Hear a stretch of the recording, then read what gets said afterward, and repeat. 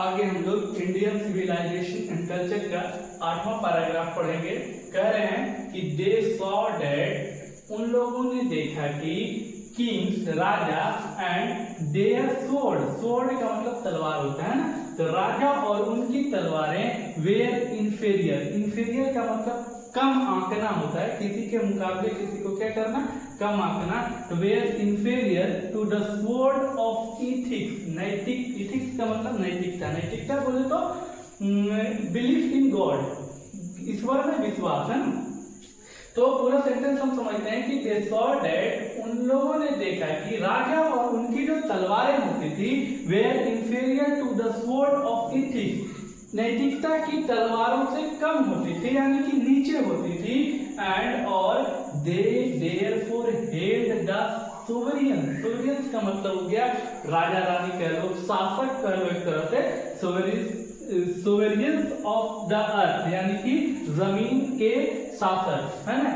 और they therefore held the sovereigns of the earth to be inferior to the rishis and fakir, और कह रहे हैं कि जमीन के जो शासक थे, सोवरियंस ऑफ द अर्थ, जमीन के जो शासक थे वो inferior to the rishis and fakir, ऋषि और फकीरों के नीचे रह करके क्या करते थे, राज करते थे। यानी कि ये पूरा लाइन का मतलब क्या है कि जो राजा महाराजा होते थे पहले जमाने में, वो ऋषि मुनि हो या फिर फकीर हो, उनसे सलाह मशवरा करके या उनके एक धार्मिक ग्रंथों के हिसाब से वो क्या करते थे, उनके अधीन रह करके, उनके नीचे रह करके राज करते थे, यानी उनकी सलाह मानते थे। A nation with a constitution like this, कह रहा एक राष्ट्र जिसके पास इस तरह का संविधान, कॉन्स्टिट्यूशन का मतलब संविधान, तो कह रहा एक देश, एक राष्ट्र जिसके पास इस तरह का संविधान हो, यानी कि किस तरह का संविधान कि जहाँ के राजा महाराजा किनके नीचे रह के राज करते थे, ऋषि और फकीर के नीचे रहकर राज करते थे। तो उस तरह का संविधान अगर किसी देश के पास हो तो गांधी जी कहते हैं कि is fitter to teach other than to learn from other, हमें दूसरों से सीखने के बजाय दूसरों को क्या करना चाहिए, सिखाना चाहिए। क्यों सिखाना चाहिए? क्योंकि हमारा जो संविधान है वो क्या है, एक ऋषि मुनि के नीचे रह करके बड़े बड़े राजा महाराजा क्या करते थे, राज करते थे। अगर हमारे पास इस तरह का संविधान है तो is fitter to teach other than to learn from other, यानी कि हमें दूसरों से सीखने के बजाय क्या करना चाहिए, हमें दूसरों को सिखाना चाहिए। आगे कहते हैं कि दिस नेशन, इस राष्ट्र, देश की बात कर रहे हैं कि इस राष्ट्र में इस देश हेड कोर्ट्स क्या है, न्यायालय हैं, कोर्ट्स हैं, इसके पास क्या है, कोर्ट्स हैं, लॉयर वकील हैं, एंड डॉक्टर, यानी कि अपने देश की बात कर रहे हैं कि इन देश के पास क्या है, कोर्ट्स है, लॉयर वकील है, डॉक्टर्स हैं। बट लेकिन they were all within the board, लेकिन ये लोग एक सीमा के भीतर हैं, ये लोग एक सीमा के अंदर है ना। यानी कि हमारे पास क्या है, कोर्ट भी है, लॉयर भी है, डॉक्टर भी है, लेकिन ये सब क्या है, एक सीमा के अंदर है। आगे कहते हैं एवरीबॉडी न्यू दैट, हर कोई जानता है, प्रत्येक कोई जानता है, हर कोई जानता है दैट कि दीज प्रोफेशन, ये जो पेशा है, कौन सा पेशा, जो चाहे वो कोर्ट में कर रहे हो या फिर लॉयर हो या फिर डॉक्टर्स हो, ये जो पेशा है वे आर नॉट पार्टिकुलरली सुपीरियर, खास कर ये सर्वश्रेष्ठ नहीं है। यानी ये जो पेशा की बात की, पेशा ऑक्यूपेशन की बात की, लॉयर डॉक्टर है ना, ये सब क्या है, सुपीरियर, सर्वश्रेष्ठ नहीं है। आगे कह रहे हैं मोर एवर दीज वकील्स एंड वेद, हालांकि ये जो वकील हैं और जो वैद्य, जो डॉक्टर पुराने जमाने में जो होते थे ना, वैद्य कहते थे, डॉक्टर को ही वैद्य कहते थे। तो कह रहा है हालांकि ये जो वकील और वैद्य है नॉट रॉब पीपल, लोगों को लूटते नहीं थे, रॉब मतलब लूटना। और आजकल क्या है, डॉक्टर के पास जाओ तो वो बीमारी को, छोटा बीमारी को बढ़ा करके इतना लंबा खींचेगा और लूटता चला जाएगा, पैसा उसको लूटने से मतलब है, इलाज हो सही ढंग से या नहीं हो। सब डॉक्टर ऐसा नहीं होता है, लेकिन मोस्टली वैसा ही होता है कि लूटने का काम करता है। तो उस समय की बात कर रहे हैं कि पहले की बात कर रहे हैं कि वकील और जो वेद होते थे ना, वो लोगों को लूटते नहीं थे। सेम केस वकील का भी है, वकील भी केस को लंबा खींचेगा खास करके कि वो लूटते रहेगा पैसों को, है ना। उस समय के वकील और डॉक्टर जो होते थे वो लोगों को लूटते नहीं थे। They were considered peoples dependent, बल्कि वे लोग उस समय किस पे डिपेंड होते थे, लोगों पर डिपेंड होते थे। डॉक्टर हो वकील हो किस पे डिपेंड होते थे, आदमियों पर, लोगों पर। वहां के पीपल पर क्या होते थे, डिपेंडेंट होते थे, आश्रित होते थे। नॉट देयर मास्टर, उसके गुरु नहीं होते थे, उसके गुरु नहीं होते थे। यानी गांधी जी कह रहे हैं कि पहले जमाने के जो वकील होते थे और जो वैश्य होते थे वो लोगों को लूटते नहीं थे, बल्कि वो लोगों पर आश्रित होते थे, उनके मालिक नहीं होते थे। जस्टिस वाज टॉलरेबली फेयर, न्याय उस समय निष्पक्ष था। उसको इस तरह से समझते हैं कि पहले गांव में एक पंचायत हुआ करती थी, अगर कोई मसला हुआ ना तो हमको कोर्ट नहीं जाना है, हमको गांव के बड़े सम्मानित जो लोग होते थे वो लोग बैठ करके उस मसले को हल कर देते थे। बाहर वो मसला गांव से बाहर जाता ही नहीं था, यानी कि जो न्याय होता था वो निष्पक्ष होता था, किसी के पक्षपात नहीं होता था। लेकिन आजकल बड़े बड़े कोर्ट को भी ले लो तो किस तरह से न्याय करते हैं पता नहीं। तो गांधी जी उस समय की बात कर रहे हैं कि जस्टिस वाज टॉलरेबली फेयर, जो न्याय था वो बिल्कुल निष्पक्ष था।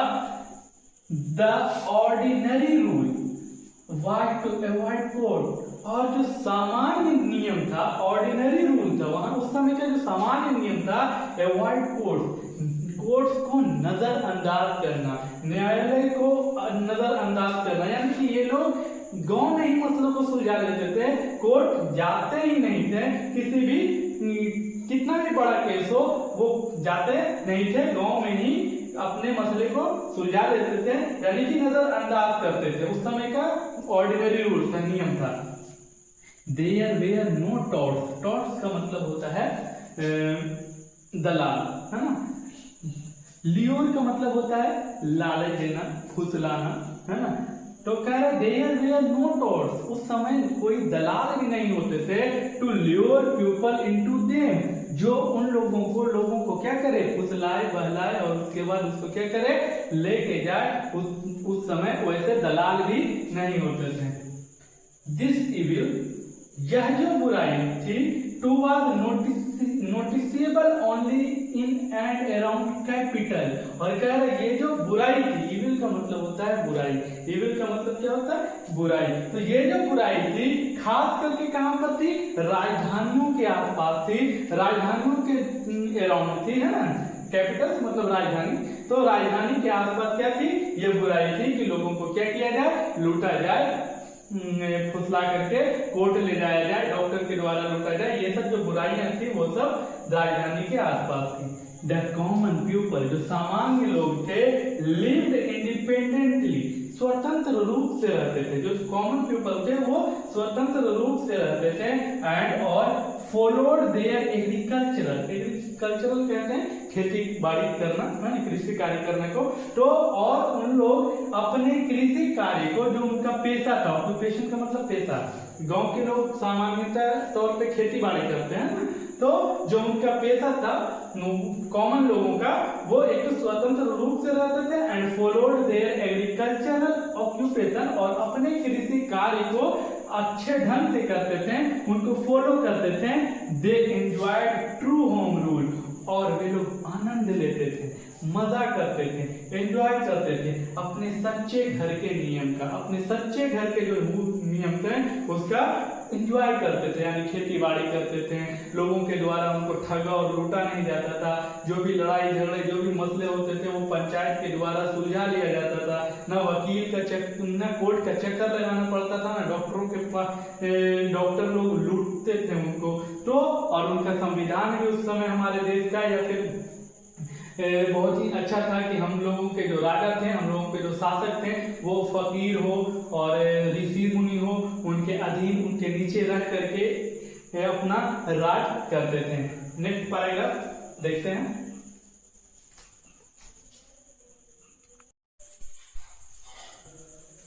नवा पैराग्राफ देखते हैं इंडियन सिविलाइजेशन एंड कल्चर का।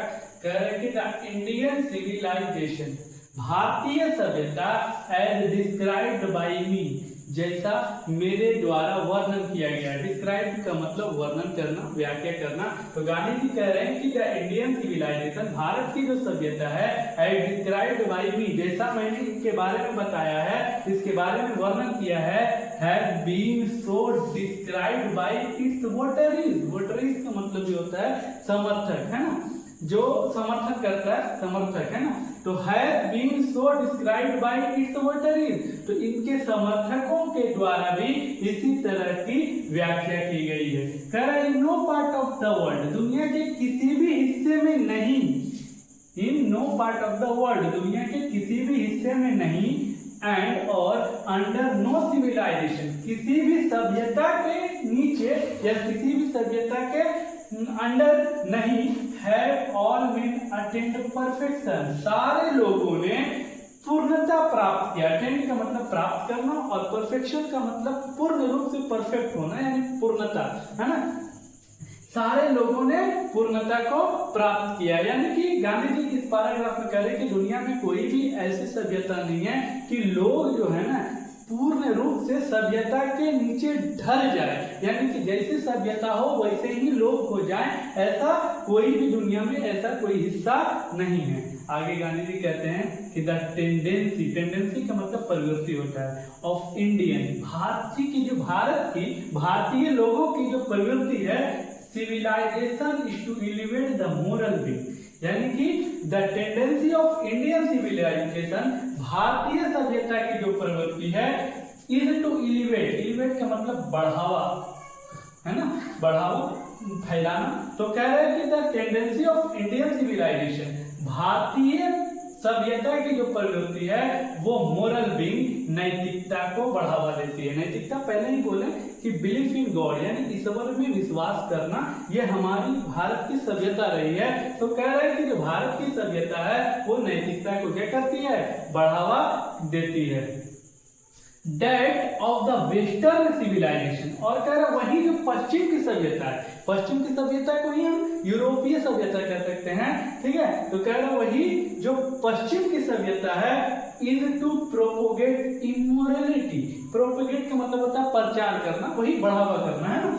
इमोरलिटी, अनैतिकता का बढ़ावा करती है। अनैतिकता मतलब जो गॉड में, ईश्वर में विश्वास नहीं रखता है, यानी कि हमारी जो सभ्यता है, इन भारतीय सभ्यता की प्रवृत्ति क्या है कि वो नैतिकता को बढ़ावा देता है, यानी कि गॉड में विश्वास रखता है और उसी को बढ़ाता है। लेकिन जो पश्चिमी सभ्यता है, जो पश्चिम की सभ्यता है, वो अनैतिकता को बढ़ावा देता है। The latter is godless, latter का मतलब होता है बाद वाला। अब इसको यहाँ पर ऐसे समझो कि पहले भारत के भारतीय सभ्यता की बात आई है और बाद में किसकी आई है, वेस्टर्न सिविलाइजेशन की बात आई है। तो उसी के बारे में कह रहे हैं कि द लेटर इज गॉडलेस, जो बाद वाला है यानी जो वेस्टर्न सिविलाइजेशन है वो गॉडलेस है, ईश्वर विहीन है, यानी ईश्वर में विश्वास नहीं रखता है।